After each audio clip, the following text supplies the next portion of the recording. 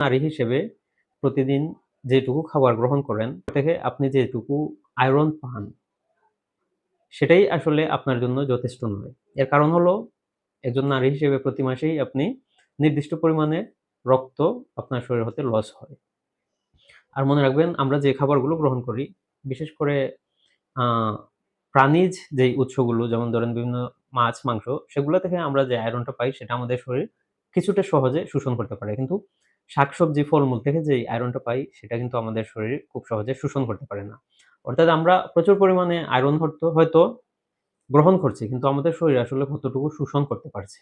এছাড়া আরো বিভিন্ন ধরনের আ ফ্যাক্টরস রয়েছে। যেমন আমার শরীরে যদি ভিটামিন সি এর শূন্যতা থাকে তাহলে আমি যতই আয়রন গ্রহণ করি আমার শরীর সেটা শোষণ করতে পারবে না। এজন্য শুরু থেকেই আসলে একজন নারীর আয়রনই গ্রহণ করুক, তার শরীরে আসলে কতটুকু আয়রন শোষণ করে সেটা একটা প্রশ্ন থেকে যায়। দ্বিতীয়ত হলো গর্ভবতী নারী, তার একার জন্য সে যেটুকু খাবার গ্রহণ করত, সেটা থেকে যে আয়রন সে পেত, সেটা হয়তো তার জন্য যথেষ্ট ছিল। কিন্তু একবার গর্ভবতী হয়ে যাওয়ার পর একজন নারীকে, একজন মাকে ২ জন ব্যক্তির জন্য খাবার গ্রহণ করতে হয়।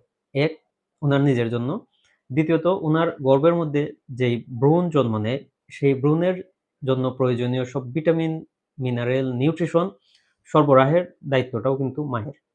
সুতরাং আপনি যখন খাবার গ্রহণ করেন, আপনার মনে রাখতে হবে যে আপনাকে ২ জন মানুষের জন্য খেতে হচ্ছে। এক হলো আপনার নিজের শারীরিক চাহিদা পূরণের জন্য, সব ধরনের ভিটামিন, নিউট্রিশনের চাহিদা পূরণের জন্য, দ্বিতীয়ত আপনার গর্ভের ভ্রূণের জন্য।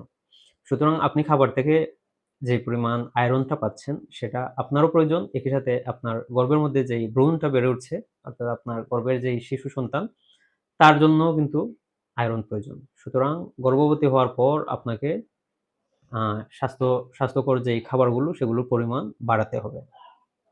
কারণ এই মুহূর্তে আপনি উচ্চ ঝুঁকিতে আছেন যে আপনার শরীরে আয়রন সহ আরো অনেকগুলো ভিটামিনেরই শূন্যতা দেখা দিতে পারে।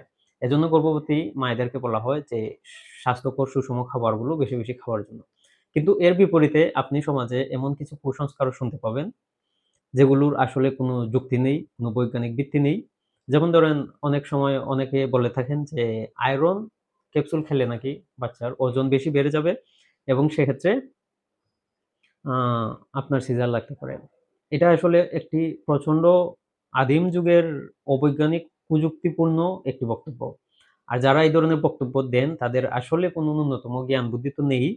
বরং মানুষের জন্য বিপর্যয় ডেকে আনা ছাড়া তাদের দ্বারা আসলে আর কিছুই সম্ভব নয়। আপনি যিনি গর্ভবতী, আপনার উদ্দেশ্যে বলছি আপনাকে মনে রাখতে হবে, আপনার গর্ভে যখন সন্তান আসে তখন আপনাকে আপনার জন্য খাবার খেতে হবে। আবার আপনার গর্ভের অনাগত সন্তানের জন্যও আপনাকে খাবার খেতে হবে। যেহেতু আপনার গর্ভের সন্তান তার প্রয়োজনীয় সব পুষ্টি, ভিটামিন, মিনারেলের জন্য সে শুধুমাত্র আপনার উপর নির্ভরশীল। আপনার আশেপাশের কুসংস্কার ভরা মানুষগুলোর উপর নির্ভরশীল নয়।